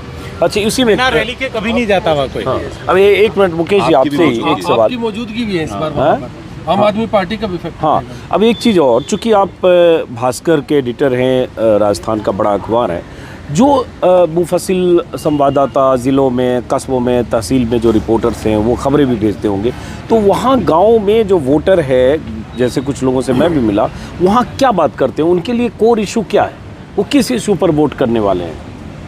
जैसे मुझे लगा बहुत जगह लोकल इशू है, लोकल कैंडिडेट, बुडानिया राठौर, मिर्धा वो लोकल बात करते हैं, बैरवा वर्सेस फला, तो लोकल इशू क्या है? राजस्थान में ये चीज़ तो कभी आप इसको तो नज़रअंदाज कर ही नहीं सकते कि लोकल जो मेरा कैंडिडेट है, लोकल जो मेरा मुद्दा है, वो बाकी सारी चीज़ों पे बड़ा हो जाएगा, वो एक चीज़ है ही। पर एक चीज़ जो पिछले दिनों लगातार कही गई और मुझे भी जो ठीक लगता है कि अगर गृहिणी के रसोई में अगर आप एक फूड पैकेट जाता है जिस पर अशोक गहलोत का चित्र लगा है, तो क्या वो मानसिकता को प्रभावित करेगा कि नहीं करेगा? मुझे लगता है करेगा। तो ये जो योजनाएं हैं जो दी जा रही हैं, कुछ चीज़ें फेल हो गई, मोबाइल फेल हो गया क्योंकि आपने पूरे बांटे ही नहीं, लेकिन बहुत सारी चीज़ें ऐसी है जो लगातार चली और जिनका फ़ायदा लोगों को मिला होगा, तो वो चीज़ें गांव देहात में शहर से ज़्यादा प्रभावित करेगी। उसके बाद फिर भाजपा ने जो किया कि मोदी की सभाएं इस तरह से करवाई कि जब एक जगह कर रहे हैं तो वहाँ पूरे के पूरे संभाग की या कई जिलों की सीटों को उन्होंने उससे एड्रेस करने की कोशिश की, तो वो गांव देहात में असर करेगा ही करेगा। तो गांव देहात की स्थिति ये तो तय है कि शहर से एकदम अलग होगी, वहाँ पे अशोक गहलोत की योजनाएं भी काम करेंगी और भाजपा ने जो इंजीनियरिंग की होगी वो भी काम करेगी, और मोदी की सभाओं से जो माहौल बनाया होगा उससे भी असर पड़ेगा। अभी बात चल रही थी कोटा की, तो एक छोटा सा पॉइंट मेरा उसमें था, आपने भी वो वीडियो किया था कि जिसमें कोटा में गजब का विकास हुआ है, और अविनाश जी ने कहा कि कोटा को ही राज्य समझ लिया गया। पिछले 5 साल में जो राजस्थान कहीं पिछड़ा है, आपने बहुत सारी स्कीम्स दी, बहुत सारे फ्रीबीज दी, बहुत सारी योजनाएं दी। सोशल सिक्योरिटी जो अशोक गहलोत कहते भी हैं, उनकी मानसिकता, उनकी सोच भी है, सोशल सिक्योरिटी एक वेलफेयर स्टेट का काम होता है, जो सही भी है, वो सब हुआ। लेकिन जो राजस्थान पिछड़ा है किसी चीज़ में, तो वो ये कि राजस्थान को जो नेक्स्ट लेवल पे जो जाना चाहिए था डेवलपमेंट में, विकास का कोई ब्लूप्रिंट बनना चाहिए था, वो नहीं बना। तो हो सकता है कि भाजपा को लाने के लिए एक मध्यम वर्गीय जो आदमी है वो ये सोचे कि शायद अब ये विकास के पथ पे आगे बढ़े, क्योंकि वो बड़ी बड़ी चीज़ें भी दिखती है, आपको एक्सप्रेस वे भी दिखता है और बहुत सारी चीज़ें, वंदे भारत भी दिखता है। तो ये हो सकता है एक फैक्टर और हो जो कहीं ना कहीं इन विज्ञापनों में या इन चीज़ों में नज़र नहीं आ रहा हो। मोदी जी और वर्सेस गहलोत की बात हो रही है, तो डेटा जो इन दोनों की पब्लिक मीटिंग्स का है, मोदी जी ने बीते 8 दिनों में 14 सभाएं की है और 2 रोड शो किए, और लगभग 102 विधानसभा सीटों को उन्होंने अपने इसमें टारगेट किया है, जो आंकड़ा साफ जाहिर करता है। दूसरे नंबर पे वसुंधरा राजे हैं, जिनको हम मान रहे हैं कि वो एक्टिव नहीं रही, लेकिन वसुंधरा राजे 42 विधानसभाओं को कवर कर चुकी हैं, जो इस सियासत में हाशिए पर मानी जा रही हैं, और 50 के आसपास प्रत्याशी हैं जिनको उन्होंने अपनी सभाओं में संबोधित किया है। लेकिन कांग्रेस में अब मैं टॉप 2 फेसेस की बात करूंगा। अशोक गहलोत 15 दिन में 60 सभाएं और 5 रोड शो करते हैं, लेकिन 60 विधानसभाएं कवर कर पाते हैं। तो सिटिंग मुख्यमंत्री हैं। दूसरे नंबर पे खड़गे आते हैं 6 सभाएं और 20 सीटें। तो ये जो तस्वीर है ये जाहिर कर रही है कि आप कितना कैंपेन कर रहे हैं, कितना टारगेट कर रहे हैं ऑडियंस को, और फिर उसको किस तरह से अप्रोच करने की कोशिश कर रहे हैं, किसका प्लान ब्रॉडर वे में है, किसने ज़्यादा सोच रखा है, कहाँ पर किसको कहाँ क्या बोला जाना है, कैसे बोला जाना है। आप स्थानीय मुद्दों की भी बात कर रहे हैं, आप राष्ट्रीय राजनीति की भी बात कर रहे हैं। एक चीज़ छूट गई यहाँ पर, मेरे ख्याल से जिक्र होना चाहिए। मोदी ने हर सभा में बात की पड़ोसी राज्यों से तुलनात्मक पेट्रोल की कीमतों की। जब सिलेंडर की बात होती है, रियायतों की बात होती है, वो आती है बात। यूपीए गवर्नमेंट कितना टैक्स पर रियायत दे रही थी और मैं कितना दे रहा हूँ, उसके काउंटर कहीं देखने को नहीं मिले, जवाब नहीं आए। उस में फर्क है, हाँ। एमपी और राजस्थान यूपी में ही फर्क है। उन्होंने हर सभा में स्टेट में ही फर्क है। वो कीमतों को लेकर आते हैं, वो बताते हैं कि यहाँ पर ये है और राजस्थान में ये है, यहाँ पर ये है, राजस्थान में ये है। 5 दफ़ा 5 बीजेपी शासित राज्यों की बात वो कर रहे हैं, लेकिन 5 दफ़ा राजस्थान की पेट्रोल की कीमतों का जिक्र आ रहा है। वो बार बार ये बताते हैं कि मैंने टैक्स में क्या रियायत दी। तो एक तरफ वो भी टारगेट है। एक बात बोलूं कि जितना मैं घूमा, मुझे लगता है इस पे ना कोई बात हो रही है, ना इस पे कोई वोट हो रहा है। अंडर करंट जो मुकेश जी कह रहे हैं ना, अंडर करंट, वो अंदर जहन में जब आप इनकी फिल कराने पहुंचाते हैं। पॉडकास्ट में भी बोला था जी कि ऐसा लग रहा है कि चुनाव और सरकार और ये है ना, वो सिर्फ इकोनॉमिकली वीकर सेक्शन का काम है। जिस व्यक्ति के पैसे से ये सारा नाच नाचा जा रहा है, उसे कोई नहीं पूछ रहा। और कई लोगों ने, जब मेरे पॉडकास्ट पे भी बात करते थे, कहता यार कभी हमारी भी बात उठा लिया करो। तो मसलन एनी मिडिल क्लास पर्सन, आप ये देखिए किसी नई जॉब की, कोई नई इंडस्ट्री की बात करी हो, या ये कहा गया हो कि हम रोड, मैं जयपुर में रहता हूँ, मेरी सीट आती है बगरू और मैं आता हूँ जयपुर शहर में। आज टपरी आने के लिए 1 घंटा 35 मिनट का समय लगा, क्योंकि रोड इंफ्रास्ट्रक्चर ख़त्म हो चुका है, कॉलोनीज बट गई हैं, सड़कें नहीं हैं। तो हमें तो वो चीज़ चाहिए ना, वो कोई नहीं बात कर रहा। तो हो सकता है क्योंकि इस गवर्नमेंट ने पूरा निगलेक्ट कर दिया, मिडिल क्लास की कोई बात नहीं होती, टैक्स पेयर की बात नहीं होती। कई डिप्लोमेट्स ऐसे हो चुके हैं जो बिजनेस ला सकते। वो तो अब 10 साल से राजनीति वही हो रही है सर, बात वो सब ठीक है, पर आप एक आखिर आज मोदी क्यों आ गए कि हम 450 में गैस सिलेंडर देंगे? बिल्कुल रिवर्स में ऑप्शन उनका है, क्यों नहीं दे रहे? रिवर्स का ऑप्शन हो रहा है। करिए तो यहाँ आके आप कह रहे हैं यहीं आके चुनाव में करें, 12,000 किसानों को हम देंगे किसान सम्मान निधि, वो केंद्रीय योजना आप यहाँ क्यों कर रहे हैं? दे दीजिए पूरे देश भर में आप किसान सम्मान निधि 6 से 12। बिल्कुल आपकी बात सही है, बिल्कुल बात सही है। पर मैं ये कह रहा हूँ कि जहाँ हम एक तरफ बात करते कि रूरल वोट बैंक चला जाएगा, ये चला जाएगा, वो चला जाएगा, पर कई एक ऐसा तबका है जिसकी ना तो इस चुनाव में बात होती है और ना ये एक भी मुद्दा उसको इफेक्ट करता है। आप एक बात भूल रहे हैं, जितना बार हम सरकारी लोगों की बात करते हैं, ओपीएस की, डॉक्टर या मेडिकल लाइन से जुड़ा हुआ जो तबका है वो इस सरकार के आड़े हाथों बैठा है। क्योंकि आपने तो बोल दिया सब जन कल्याण कल्याण, उनके काम बंद हो गए। पहली बार हुआ होगा देश में कि डॉक्टर इतने दिन तक सड़क पे उतर आए, तो क्या वो तबका आपको वोट दे पाएगा? वो भी एक फैक्टर। अब मैं कट शॉट देर हो गई। अब चारों लोगों से एक सवाल कि जैसे एक चीज़ देख रहे हैं कि जो हॉट सीट जिसको कहा जाता है, जहां बड़े दिग्गज चुनाव लड़ रहे हैं, चाहे कांग्रेस के चाहे बीजेपी के। हाँ, बीच में एक और चीज़, बल्कि वो भी ज़रूरी, बहुत सारे लोग ऐतराज़ भी करते हैं कि आप सिर्फ कांग्रेस बीजेपी की नैरेटिव पर बात करते हैं। भाई इसमें हनुमान बेनीवाल की पार्टी है, आज़ाद समाज पार्टी है, बीएसपी ने 180 सीट पर शायद उम्मीदवार खड़े कर दिए, 100 सीट से ज़्यादा हनुमान बेनीवाल और आज़ाद समाज पार्टी है, उधर आदिवासी पार्टी भी चुनाव लड़ रही है, और भी छिटपुट कुछ होगा क्या इसमें? और राजस्थान का अगर हम ट्रैक रिकॉर्ड देखते हैं 25-30 साल के चुनाव का, तो निर्दलीय और छोटी पार्टियों की हैसियत बहुत ज़्यादा रही है, मतलब किंग मेकर। जैसे पिछली बार ही अगर बीएसपी 6 नहीं होते, निर्दलीय नहीं होते, सरकार नहीं बनती। क्या आपको लगता है कि इस नैरेटिव के बीच ये जो डिसरप्टर हैं छोटी पार्टियाँ, वो बहुत चाबी कुछ उनके पास भी रह सकती है? निश्चित रूप से बेनीवाल सीटें कितनी निकालते हैं वो एक चीज़ है, और वो कितनी जगह बनाते बिगाड़ते हैं चुनाव का समीकरण, वो इम्पोर्टेंट रहेगा ही रहेगा।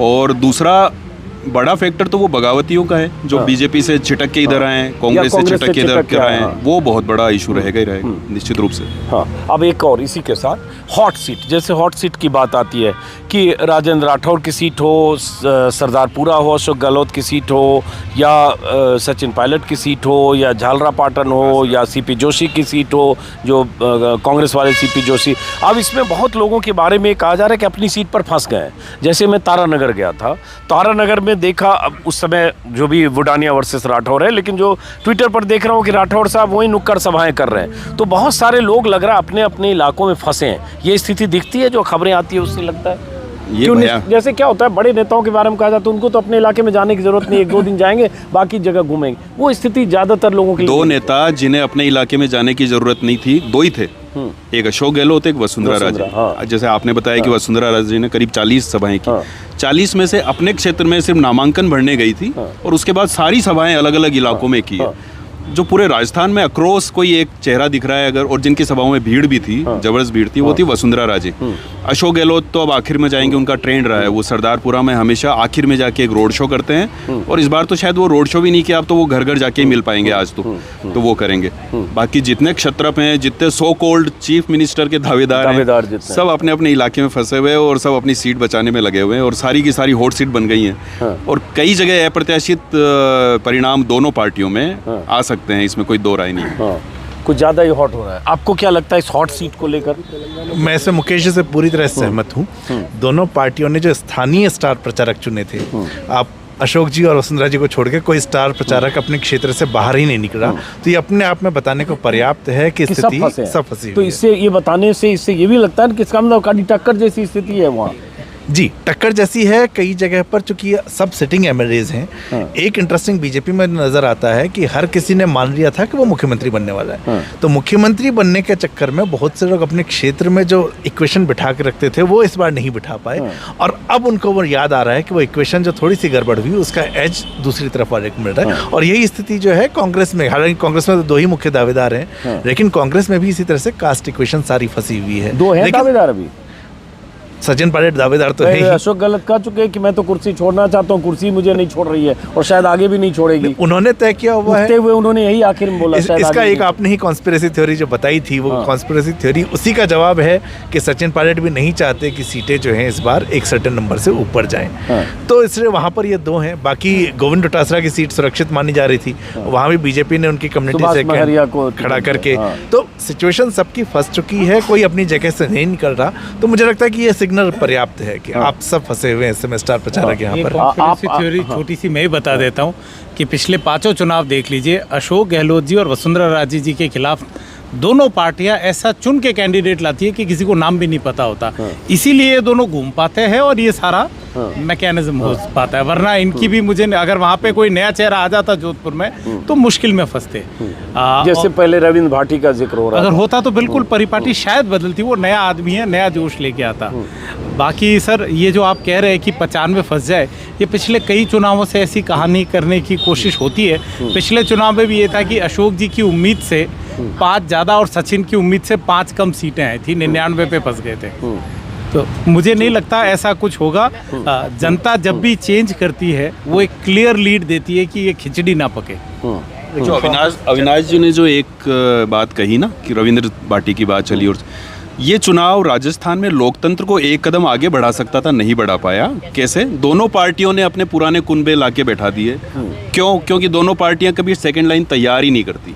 ये सबसे बड़ा दुर्भाग्य इस चुनाव में जो निकल के आया है वो ये कि अशोक गहलोत जी को पूरा का पूरा कुनबा वो लाना पड़ा जिसके लिए वो खुद कह चुके हैं कि ऐसा नारा एक फिजा में कहीं गूंज रहा है, चल रहा है कि भाई गहलोत तुझसे बैर नहीं, एमएलए मिनिस्टर तेरी खैर नहीं। ऐसे ही बीजेपी जो इनोवेशन के लिए जानी जाती है, जो नया नवाचार के लिए जानी जाती है, उसको क्यों ऐसे चेहरे बहुत सारे लाने पड़े? क्यों नहीं? साथ भेज दिया ना, सांसद नवाचार हुआ। हाँ, सांसद जरूर उतारे उन्होंने। बाकी चुनाव में जो लोकतंत्र को नेक्स्ट लेवल पे जाना चाहिए, आगे बढ़ना चाहिए, वो कहीं नहीं बढ़ता। मतलब 84 साल के एक जगह कैंडिडेट हैं, कहीं 70 साल के हैं, वो सारे के सारे हैं। बहुत सारे ऐसे हैं जो बेड रेस्ट पे थे, अस्पताल में थे, और उनको आपने टिकट दिया, वो अपने बच्चे के लिए मांग रहा था लेकिन उसको नहीं देके उनको दिया। तो ऐसी स्थितियां, तो आप कहीं लोकतंत्र के रूप में आगे नहीं बढ़ पाते। चुनाव में जो कुछ बेहतरी होनी चाहिए वो कहीं नहीं हुई। तो ये बताइए आखिरी आपसे कि अब जो स्थिति है कल वोटिंग और उसके बाद, तमाम तरह के आकलन कयास अपनी जगह है। वोटिंग का एक कोर इशू बीजेपी के लिए और एक कोर इशू कांग्रेस के लिए, वोटर के लिए सबसे बड़ा क्या है? जाति और स्थानीय चेहरा, ये 2 हमेशा तय करते हैं। और वोटिंग पैटर्न हमेशा 2 फेज़ में चलता है, बिफोर लंच और पोस्ट लंच।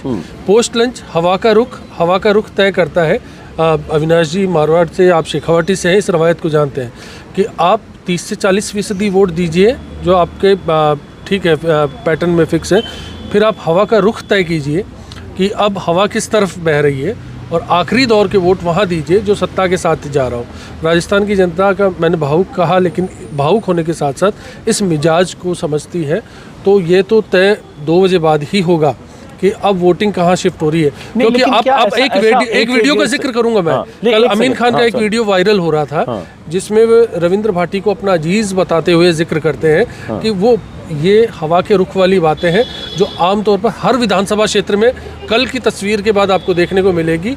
मैं हार रहा हूँ लेकिन मेरा सपोर्ट इसको है, अब मेरे सपोर्टर्स आप इसके साथ लग जाइए। लेकिन ये बहुत कम होगा, मतलब ऐसा नहीं होगा कि वोटर 2 बजे के पहले कुछ और जिसने वोटर ने तय किया होगा 2 बजे के बाद वो कुछ और बदलेगा, ऐसा होता है क्या?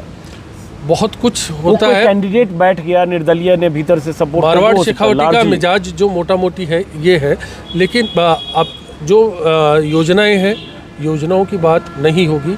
योजनाओं की बात, जिस बैग में अशोक गहलोत की तस्वीर है उसके अंदर की क्वालिटी का जिक्र भी सब लोग जानते हैं, उसकी भी बात होती है कि वो जो आटा आ रहा है या जो तेल आ रहा है उसको कितने लोग काम में ले पा रहे हैं और कितना उसको वापस सर्कुलेट कर पा रहे हैं। मैंने ऐसे बहुत से लोगों को भी देखा है। तो ये जो है बाहर के बैनर के बाहर क्या है, पैकेजिंग के बाहर क्या है और अंदर का प्रोडक्ट क्या है, ये दोनों तय होने के बाद वोटिंग होगी, ये मेरा मानना है। अभी एक सवाल, एक आखिरी शब्द है इसी में, जिसके वोट बाकुरे कल ज्यादा चाहेंगे वो रण जीतेगा। मतलब ये कि कार्यकर्ता दौड़ाने की हिम्मत किस में है। 2 बजे बाद की कहानी असल में यही वाली है कि 2 बजे तक ये दोनों पार्टी देखती हैं कि किस बूथ पर किस साइड से ज़्यादा वोटिंग हुई है, हमारे साइड से या दूसरी साइड से। उसके बाद पूरा प्रयास होता है कि 2 बजे के बाद से अपने लोगों को जो है लाइन में लगाना शुरू कर दिया जाए, ज़्यादा से ज़्यादा वोटर निकाल कर आए। और जो इसमें सफल हो गया, जब नाजी करे, जिसने सफलता 2 बजे बाद हासिल की कि हमारे वोटर आ जाए, उनकी जीत यहाँ पर हो जाती है। मुकेश जी से आखिरी सवाल से पहले, जो मैंने लगभग 15-18 दिन राजस्थान घूमते हुए देखा, ज़्यादातर मैं ग्रामीण इलाकों में गया, शहरी इलाकों में कम। शहरी और ग्रामीण इलाकों में एक फ़र्क देखा कि शहर में पढ़े लिखे लोग ज़्यादा कन्हैया और ये हिंदुत्व और मोदी जी ने दुनिया भर में भारत का नाम कर दिया, जैसे उसके पहले भारत का नाम ही नहीं था, कंगना रनावत टाइप की बात करते हुए शहरों में बहुत सारे लोग मिले। लेकिन गांव में मुझे हैरानी हुई कि गांव में अशोक गहलोत की योजनाओं का जिक्र करते हुए, चिरंजीवी का जिक्र करते हुए, सरकार के और किसी स्कीम का जिक्र करते हुए बहुत सारे लोग मिले मुझे। बहुत सारे लोग, मतलब मैं उसको नंबर में नहीं कह सकता कि 100 में 60, 100 में 40, 100 में 30, लेकिन वो मेरी सोच को इस 6-10-12 दिन में उसमें एक बड़ा तबका दिखा जो अगर अशोक गहलोत के पक्ष में है। लेकिन उसके बाद खतरा, जिसका शुरुआत हमने की, चाहे गुजर वोट हो, चाहे जो नाराज़ हो, चाहे एंटी इनकम्बेंसी हो, चाहे कोई ऐसे विधायक, कुछ ऐसे विधायक हों जिनसे स्थानीय लोग नाराज़ हों, वो फैक्टर अशोक गहलोत को नुकसान कर सकता है, जो पता चलेगा क्या होगा। लेकिन अशोक गहलोत की योजना ही पूरी मशीनरी से, ये अगर बीजेपी इतने बड़े विज्ञापन देके इतने बड़े बड़े वादे कर रही है लंबे लंबे, जिसमें किसान को 12,000 देने से लेकर और सुरक्षा और नौकरी और रोज़गार और पेपर लीक और बिजली पानी, इन सब से मुकाबला, पूरी मशीनरी से मुकाबला, ये जो नीचे 4 तस्वीरें 5 देख रहे हैं मोदी जी के, इन सब से मुकाबला सिर्फ और सिर्फ अशोक गहलोत की योजनाएं कर रही। उसमें अगर ऐड होता संगठन, उसमें ऐड होता कार्यकर्ताओं की ताकत, उसमें ऐड होता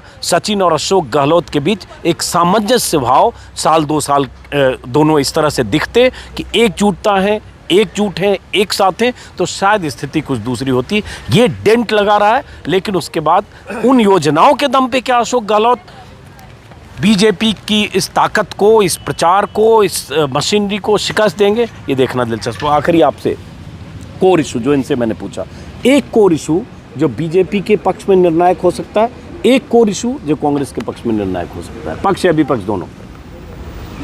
वही चीज़ें घूम फिर के कि योजनाएं और वो ख़ास तौर से गांव देहात में कितना असर डालती है। अभी जो आपने एक चीज़ बोली उसमें एक और याद दिलाता हूँ, विश्वेंद्र सिंह जी की भी एक मार्मिक अपील आज कल थी कि भाई मेरी स्थिति ये है और परिवार में और ऐसा और मुझे वोट दीजिए। तो अब सब इमोशनल होके एकदम से सारी सहानुभूति लेना चाहते हैं। और 5 साल में कई सारे ऐसे भी लोग हैं जिन्होंने फ़ोन नहीं उठाया आम आदमी के, और वो भी अब सारी सहानुभूति और सारा समर्पण चाह रहे हैं आम आदमी से। तो अब ऐसे में वोटर क्या सोच के बेचारा वोट करे और क्या करे। अब हम अक्सर बड़ी बड़ी अपीलें करते हैं, आज 24 घंटे में अपीलें चलेगी, प्रधानमंत्री मोदी जी से लेकर और सारे प्रचार माध्यम, सारा मीडिया सब अपील करेगा कि वोट जरूर दीजिए। एक वोट से चीज़ें बदल जाती है, राजस्थान तो इसका उदाहरण है सीपी जोशी जी का। तो सब अपील करेंगे, लेकिन मतदाता सोचता है कि जब दोनों तरफ वही पुराने चेहरे हैं तो मैं कहाँ जाऊँ, किसको वोट दूँ, मेरे पास ऑप्शन कितने, ऑप्शन ही नहीं है। बहरहाल कांग्रेस वही अपनी योजनाओं के बूते पे, भाजपा मुझे लगता है अभी भी मोदी जी की सभाएं और जो पूरा इन्होंने माहौल बनाया, और जो अविनाश जी ने जो बात कही आखिरी वक्त पे, जो पन्ना प्रमुख जो उनके होते हैं, जो पूरी एक लिस्ट लेके उसमें सारे जो वोटर होते हैं उनको कैसे साधना है, करना है, तो ग्राउंड पे अब कौन सी पार्टी कितना काम करती है अगले 24 घंटे में, उस पर सब कुछ निर्भर है। क्लोजिंग आपसे, आप आंकड़े और डेटा बहुत कुछ देख रहे थे कि इसमें निर्णायक क्या होगा, बीजेपी के पक्ष में या कांग्रेस के पक्ष में या विपक्ष में? अंडर करंट एक तो बेरोजगारों का मुद्दा जो पूरी तरह से स्कीम्स में दब गया है, मुझे लगता है कि इसकी बात किसी ने उस तरीके से की नहीं और युवा चुप हो गया है। ये अगर बोल गया तो ये भारी पड़ जाएगा कांग्रेस को। गुर्जर वोट शिफ्ट होते हैं, ये भी भारी पड़ेगा कांग्रेस को। बीजेपी को जो भारी पड़ सकता है कि अशोक गहलोत की स्कीम्स की टक्कर में वो कुछ भी ऐसा नहीं दे पाए, वो सिर्फ रिएक्शन है। तो अगर गांव के अंदर, जैसा आपको भी दिखा था, गांव के अंदर जो है अशोक गहलोत को ज़्यादा एज है, तो ये अगर बीजेपी उसको कन्वर्ट नहीं कर पाती स्कीम्स वाला, जो हुआ भी नहीं है इतना, तो ये बीजेपी को बहुत भारी पड़ने वाला है। चलिए, बहरहाल हम लोग सिर्फ अपनी बात कर सकते हैं, विश्लेषण कर सकते हैं, पता कुछ नहीं किसी को होता है कि 200 विधानसभाओं में क्या होने वाला है। कहने का आशय ये है, और मैं बार बार अपने वीडियो में कहता हूँ, बहुत सारे लोग अपेक्षा रखते हैं कि आप इतना घूम रहे हैं, बताइए। मैं 2-3 मिसालें अक्सर देता हूँ, फिर क्लोज करते हुए बता दूँ। गुजरात में तो क्लियर बता भी दिया था कुछ। हाँ, मैं वही बताना चाह रहा हूँ कि यूपी गुजरात 2 स्टेट डिफरेंट ये है कि यूपी में आप चुनाव से 6 महीने पहले भी जब मैं घूमना शुरू किया तो किसी इलाके से बात करते हो योगी, मोदी, अखिलेश, यही बात हो रही थी। लोकल इशू नहीं, लोकल कैंडिडेचर नहीं। गुजरात में सीधे मोदी का चेहरा था, मोदी मोदी मोदी था। यहाँ वैसी स्थिति नहीं है। जयपुर में हवा महल में मोदी का नाम लेने वाला आपको मिलेगा, लेकिन नागौर में चले जाएं तो मोदी का जिक्र नहीं होगा, मिर्धा बनाम मिर्धा हो जाएगा। आप अगर तारानगर चले जाएं तो वुडानिया वर्सेस राठौर हो जाएगा। आप किसी और जगह चले जाएं तो बैरवा वर्सेस हरीश हो जाएगा। यहाँ लोकल कैंडिडेट, लोकल इशू, वहाँ का जातीय समीकरण, वहाँ से लोगों की नाराज़गी। 4 सवाल के बाद हो सकता है अशोक गहलोत का जिक्र करें, 4 सवाल में जिक्र भी नहीं होगा। तो इसलिए यहाँ थोड़ा राजस्थान को समझना मुश्किल है। दूसरी बात, सही आपने कहा, गुजरात में हमने बता दिया था। दूसरी बात कि मैं ये भी कहूँगा कि कई बार मुकेश जी जिस शहर में रहते हैं उस शहर के बारे में अंदाज़ा नहीं होता है। 67 सीट केजरीवाल जीत जाएंगे, उस रात भी केजरीवाल को नहीं पता था 67 जीते। 62 जब जीते तब भी नहीं पता था। 300 पार 2017 में योगी आदित्यनाथ करेंगे, नहीं पता था। बेचैनी बीजेपी में थी 200 पार करेगा कि नहीं, क्योंकि अखिलेश और कांग्रेस का जिस तरह से कैंपेन उठा हुआ था, तो वो स्थितियाँ होती है, कई बार नहीं अंदाज़ा लगता है। यहाँ मुझे ये ज़रूर दिखा कि 2 महीने पहले तक जो तमाम लोग ये मान रहे थे कि कांग्रेस कहीं टक्कर में नहीं है, मतलब बहुत पीछे, हाफ मार्क से नीचे है, अब बहुत सारे लोग मानते हैं कि क्लोज फाइट। गुजरात में आपने बता दिया था, फिर ट्रोलिंग बहुत हुई, इसलिए तो नहीं बता रहे आप, इसलिए तो नहीं छुपा रहे आप। नहीं, गुजरात में साफ दिख रहा था कि मोदी के सामने, मोदी मतलब बीजेपी के सामने कांग्रेस नहीं थी कहीं, और वो चुनाव पूरा मोदी के नाम पे था, तो इसलिए वहाँ स्थिति नहीं है। यहाँ अशोक गहलोत और उनका पोस्टर, उनकी योजनाएं जो जिक्र बार बार हम करें। आप अब कुछ और पूछना चाहते हैं? बहरहाल, तो फिलहाल इस वीडियो को खत्म करते हैं। आप बता दीजिए, आप तो संपादक हैं, आपका नेटवर्क है, आप 25-27 साल से बताने के लिए जाने जाते हैं, इसलिए मैं आपसे पूछ रहा हूँ। मैं बताने के लिए जाना नहीं चाहता हूँ। नहीं, मैं कभी चुनाव में क्या होगा इसको यूपी में कभी नहीं कहा, बंगाल में भी बचा, बिहार में बचा। हाँ, गुजरात में मुझे एकदम रिटन ऑन द वॉल दिख रहा था, इसलिए मैंने कहा। फिलहाल इस वीडियो को हम ख़त्म करते हैं, फिर मुलाकात होगी, और 3 तारीख को नतीजे आएंगे, तब पता चलेगा कि क्या हुआ। देखते हैं, इंतजार करते हैं। कल वोटिंग है, किसी खास इलाके में कोशिश करूंगा। बालकनाथ की सीट एक हॉट सीट है, तिजारा, बहुत लोगों की नज़र है, जिक्र अभी संजोग से नहीं हुआ, मैं वहां जाऊंगा, क्योंकि बालकनाथ अलवर के चुने हुए सांसद जो काफ़ी मतों से 3 लाख से ज़्यादा वोटों से जीत गए थे संसद का चुनाव, इस बार तिजारा में भेजे गए हैं, विधानसभा का चुनाव लड़ रहे हैं। उनके सामने बीएसपी से इन वक्त पर कांग्रेस में आए इमरान खान चुनाव लड़ रहे हैं। बीच में उन दोनों के बीच आज़ाद समाज पार्टी के उम्मीदवार एक उद्यमी पोसवाल हैं। एससी वोट है, मुस्लिम वोट है, यादव वोट है, क्योंकि यादव बेल्ट कहा जाता है, और बालकनाथ खुद भी यादव है। तो उस इलाके में जाएंगे, वहाँ कुछ होगा, वोटिंग में दिखाएंगे। फिलहाल इस वीडियो को टपरी से कई राउंड की चाय और उसके बाद कुछ और चाय पियेंगे। ख़त्म करते हैं। नमस्कार।